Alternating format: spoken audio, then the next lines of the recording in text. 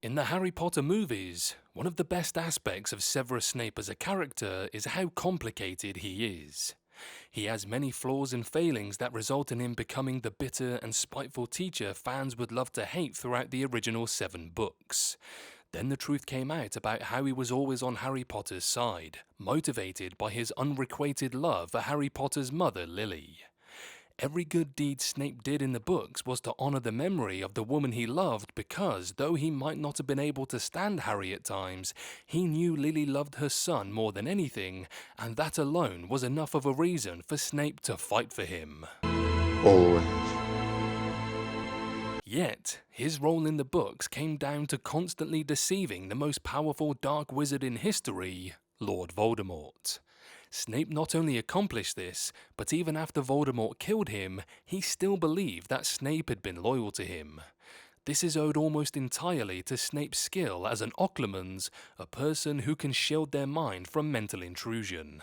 Yet, given that Voldemort is history's greatest Legilimens, one can't help but question how he accomplished this. There is a theory though that suggests that Snape managed to subtly fool Voldemort with false memories. In the books, Snape was an accomplished Legilimens, a wizard capable of navigating the complicated layers of another person's mind and emotions.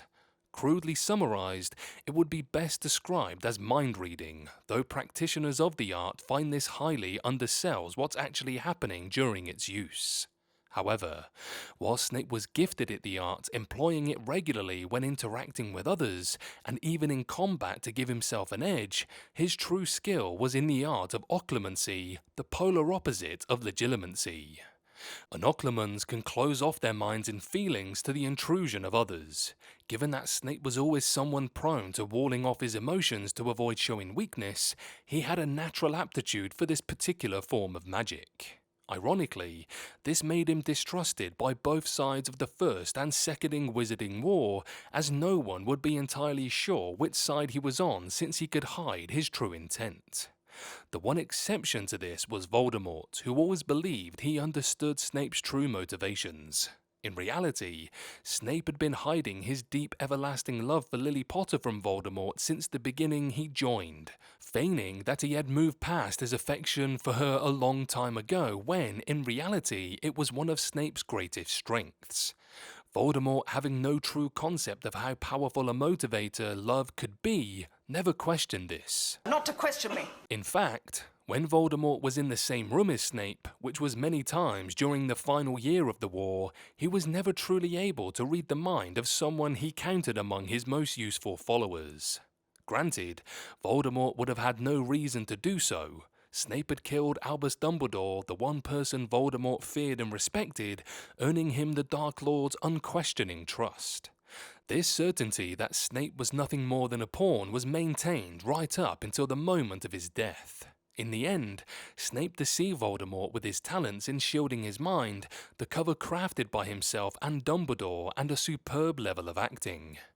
As impressive as all this is, it doesn't make a lot of sense. Yes, Voldemort would have had no explicit reason to distrust Snape after he killed Dumbledore, but, as a matter of principle, if no one can read the thoughts and intentions of others, especially during wartime, that is a skill that must be constantly employed.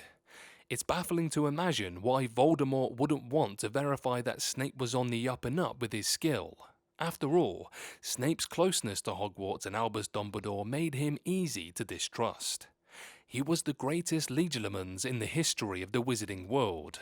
No one could match his talents for mental intrusion, yet Snape resisted him, suggesting that he was history's greatest Occlumens. This creates a problem though, because if Voldemort at any point attempted to read Snape's mind and it was rebuffed, it would instantly put him on guard. Why would Snape feel the need to shield his mind from the master he claims to be ready to die for if he has nothing to hide? That question would have burned in Voldemort's mind until he finally had no choice but to force Snape to speak the truth through more physical means. Voldemort had regularly abused servants whom he deemed had no purpose, as was the case with Peter Pettigrew. For a servant he suspected of treachery though, Snape would have endured horrors he couldn't have imagined.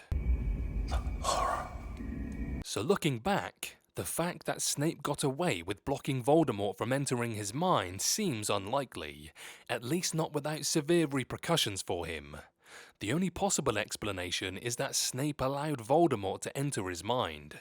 Snape was likely using the pensieve to empty his mind of problematic memories. When he tried to teach Harry occlumency, he would have stored away memories he didn't want Harry to see, suggesting this was a possibility. However, that wouldn't explain what Voldemort was actually seeing when he tried to read Snape's mind. This would have involved the obscure ability to alter one's memories to prevent the truth from being revealed. The idea behind this is that Snape, being a master of mental magic, would have known that outright blocking Voldemort from entering his mind would only put him in danger. So he would instead allow the Dark Lord to see his memories, but would be carefully cultivating them to appear in a way that the Dark Lord would not find dangerous and, more importantly, wouldn't suspect they were false.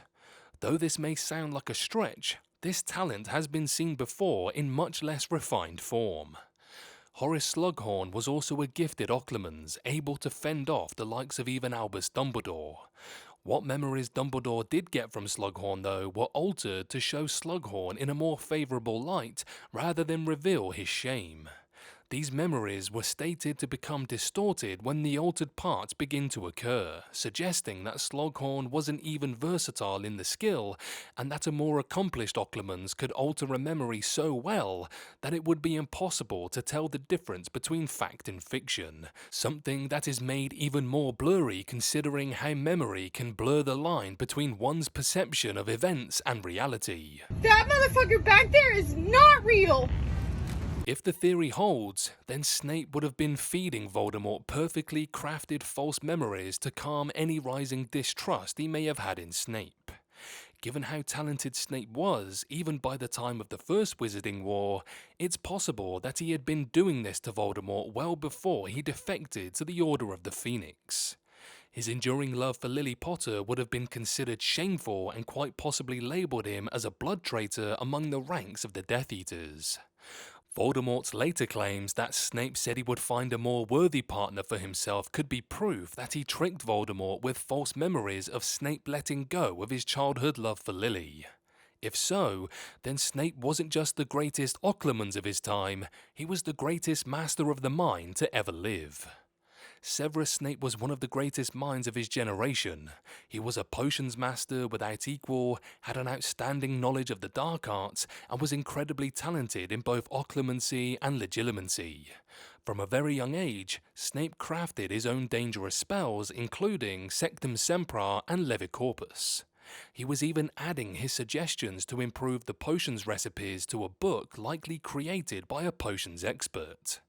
This is all to say that Snape was likely at the same level of intelligence as both Albus Dumbledore and Lord Voldemort. And the only reason Dumbledore was a more talented wizard was simply because he was much, much older than Snape.